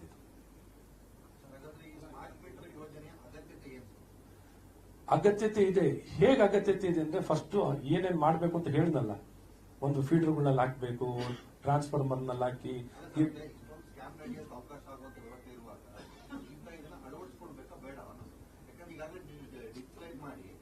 ಅಲ್ಲ. ಈಗ ನಾವು ಹೇಳೋದು ಯಾವ ದರದಲ್ಲಿ ಅಳವಡಿಸ್ಕೋಬೇಕಿತ್ತು, ಯಾವ ಕಾನೂನಲ್ಲಿ ಅಳವಡಿಸ್ಕೋಬೇಕಿತ್ತು, ಇಡೀ ವ್ಯವಸ್ಥೆಯಲ್ಲಿ ಪ್ರಥಮವಾಗಿ ಇರೋರಿಗೆಲ್ಲ ಮಾಡಿಸ್ಬೇಕು ವಿತೌಟ್ ಕಾಸ್ಟ್. ಯಾವ ಹಣವಿಲ್ಲದೆ ಇದು ಸಂಪೂರ್ಣ ಬೆನಿಫಿಟ್ ಆಗೋದು ಬೆಸ್ಕಾಮಿಗೆ. ನೀವು ಅವ್ರ ಸ್ಟೇಟ್ಮೆಂಟ್ ನೋಡಿ, ರಿಟರ್ನ್ ಆನ್ ಇನ್ವೆಸ್ಟ್ಮೆಂಟ್ ಅಂತ ತೋರಿಸಿದ್ದಾರೆ. ವೆಚ್ಚವು ಕಮ್ಮಿ ಆಗುತ್ತೆ, ನಿರ್ವಹಣೆ ಪರಿಣಾಮಕಾರಿಯಾಗುತ್ತೆ, effective management of electricity, power management ನ ಎಫೆಕ್ಟಿವ್ ಆಗಿ ಡೇಟಾ ಬೇಸಿಸ್ ಮೇಲೆ ಪೀಕ್ ಅವರು ಇನ್ನೊಂದು ಮತ್ತೊಂದು ಈ ಮೀಟರಿಂಗ್ ಮಾಡ್ಲಿಕ್ಕೆ ಹೋಗ್ತಿದ್ದ ಖರ್ಚು ವೆಚ್ಚ ಎಲ್ಲವೂ ಬಿದ್ದೋಗುತ್ತೆ. ಸೊ ಹಾಗಾಗಿ ಈಗಿರುವಂತ ಎಲ್ಲಾ ಗ್ರಾಹಕರಿಗೆ free of cost RDSS scheme ನಲ್ಲಿ ಅವರು ಫ್ರೀ ಆಫ್ ಕಾಸ್ಟ್ ನಲ್ಲಿ ಮಾಡಬೇಕಿತ್ತು. ಅವ್ರು RDSS ಸ್ಕೀಮ್ ನಲ್ಲಿ ಹೋಗಿ ಮಾಡ್ಕೊಂಬಂದಿಲ್ಲ ಅಂದ್ರೆ ನಮ್ಮ ಸಮಸ್ಯೆ ಎಲ್ಲ ಇವರೇ ಮಾಡಲಿ, ಫ್ರೀ ಆಗಿ ಮಾಡ್ಕೊಡ್ಲಿ. ಇದಕ್ಕೇನು ತುಂಬಾ ಆ ಸಾಫ್ಟ್ವೇರ್ ಏನು ಕಾಸ್ಟ್ ಹಾಕೋತಾರಲ್ಲ, ನಿಮ್ ನಿಜ ಹೇಳ್ಬೇಕಂದ್ರೆ 15 ರೂಪಾಯಿ ಕ್ರಾಸ್ ಆಗಲ್ಲ. ಮೀಟರ್ ಕಾಸ್ಟ್ ನಮ್ಮ ವಿಶ್ವನಾಥ್ ಅವ್ರು ಹೇಳ್ತಿದ್ರು, ಅವತ್ತು ಚಾಲೆಂಜ್ ಮಾಡ್ಬಿಟ್ರು ಫ್ಲೋರ್ ಆಫ್ ದ ಹೌಸ್ ನಲ್ಲಿ 900 ರೂಪಾಯಿ ಕ್ರಾಸ್ ಆಗಲ್ಲ. ಸೊ ಹಾಗಾಗಿ ಮೀಟರ್ ಕಾಸ್ಟ್ ಆಗಲಿ ಸಾಫ್ಟ್ವೇರ್ ಆಗಲಿ ಲೆಕ್ಕ ಹಾಕೊಂಡಾಗ ಮಾಡ್ಲಿ ಎಲ್ಲರಿಗೂ ಫಸ್ಟ್ ಯಾವ ಹಣವನ್ನ ತಗೊಳ್ದೆ ಇದು ಎಸ್ಕಾಮ್ಸ್ಗಳಿಗೆ ಅನುಕೂಲ ಆಗುವಂಥದ್ದು. ಯಾಕಂದ್ರೆ ಟ್ರಾನ್ಸ್ಮಿಷನ್ ಲಾಸ್ ಈಗ ಎಷ್ಟಾಗ್ತಿದೆ ಅಕೌಂಟಬಿಲಿಟಿನೇ ಇಲ್ಲ. ಅಕೌಂಟಬಿಲಿಟಿ ಬರಬೇಕು. ಸೊ ಎಲ್ಲ ಸೋರಿಕೆನ ತಡೆಯೋದ್ ಬದಲು ಇವ್ರು ಸೋರಿಕೆನೆ ತಡಿಲಿಕ್ಕೆ ಪ್ರಯತ್ನ ಮಾಡಿದ್ದೇನೆ, ಸುಮ್ಮನೆ ವ್ಯಾಪಾರ ಮಾಡ್ಕೊತಿದ್ದಾರೆ. ಇವ್ರು ಸ್ವಾರ್ಥಕ್ಕೆ ಮಾಡ್ತಿದ್ದಾರೆ ಹೊರತು ಒಂದು ಎಸ್ಕಾಂನ ಉದ್ಧಾರ ಮಾಡಬೇಕು, ಅಭಿವೃದ್ಧಿ ಮಾಡಬೇಕು ಅನ್ನೋಂತ 5 ಪೈಸೆನೂ ಇರೋದ್ರ ಸದ್ಬುದ್ಧಿ ಇಲ್ಲ, ಸದುದ್ದೇಶ ಇಲ್ಲ. ಅರ್ಥ ಆಯ್ತಲ್ಲ? So there no good intention. George ಅವರು ಬಂದು ಪ್ರೆಸ್ ಬೈಟ್ ಕೊಟ್ಟಿದ್ದಾರೆ. ಇದು ಆಲ್ ಇಂಡಿಯಾ ಏನು ಫಾರ್ಮುಲಾ ಇದೆ, ಅದೊಂದು ರೂಲ್ಸ್ ಇಂಪ್ಲಿಮೆಂಟ್ ಮಾಡ್ತಿದ್ದಾರೆ. ಸೆಂಟ್ರಲ್ ಗವರ್ಮೆಂಟ್ ಹೇಳಿದ್ರು ಸ್ಮಾರ್ಟ್ ಮೀಟರ್ ಇಂಪ್ಲಿಮೆಂಟ್ ಮಾಡಿದ್ರು, ಅದಕ್ಕೋಸ್ಕರ ಟೆಂಡರ್ ಕರೆದಿದ್ದಾರೆ ಅಂತ ಸಮಜಾಯಿಷಿ ಕೊಟ್ಟಿದ್ದಾರೆ ಮೀಡಿಯಾ. ನೋಡಿ ಸರ್, ಸೆಂಟ್ರಲ್ ಗವರ್ಮೆಂಟ್ ಗೈಡ್ಲೈನ್ಸ್ ನಾನು ಅದನ್ನೇ ಓದಿದ್ದು ಸರ್. ನಿಮ್ಗೆ ಅದು ಬೇಕಾದ್ರೆ ಎಲ್ಲ ಡಿಜಿಟಲ್ ಕೊಡ್ತೀನಿ. ನಾಟ್ ಇವನ್ ಸ್ಟ್ಯಾಂಡರ್ಡ್ ಬಿಡ್ ಡಾಕ್ಯುಮೆಂಟ್ ಅಂತ ಹೇಳಿದ್ನಲ್ಲ, ಅದು ಸೆಂಟ್ರಲ್ ಗೈಡ್ಲೈನ್ಸ್ ಎಲ್ಲ ಉಲ್ಲಂಘನೆ, 100% ಉಲ್ಲಂಘನೆ. ಓಕೆ, KTTP ಆಕ್ಟ್ 100% ಉಲ್ಲಂಘನೆ, ಸ್ಟೇಟ್ ಪ್ರೊಕ್ಯೂರ್ಮೆಂಟ್ ಪಾಲಿಸಿನೂ ಉಲ್ಲಂಘನೆ, ಸೆಂಟ್ರಲ್ ಗೈಡ್ಲೈನ್ಸ್ ಉಲ್ಲಂಘನೆ. ಇದೇನಾದ್ರು ಕಾನೂನು ಫಾಲೋ ಮಾಡ್ದೇನೆ ಒಬ್ರು ಟೆಂಡರ್ ಕೊಡಬೇಕು, ಅವಾರ್ಡ್ ಮಾಡಬೇಕು ಅಂದ್ರೆ ಅದಕ್ಕಾದಂತ ಮಾನದಂಡ ಇಲ್ವಾ? ಕಾಸ್ಟ್ ಇಲ್ವಾ? ಕಾಸ್ಟ್ ಎಷ್ಟು ಬೇಕಾದ್ರೂ ಲೂಟಿ ಮಾಡಕ್ಕಾಗತ್ತಾ? ಸ್ಟ್ರೈಟ್ ಅವೇ ಈ ರೀತಿ ನಾನು ಹೇಳಿದಲ್ಲ, ಬೇಸಿಕ್ ಕಾಸ್ಟ್ ಬಿಟ್ಟು 15,000 ಕೋಟಿ ಮೇಲೆ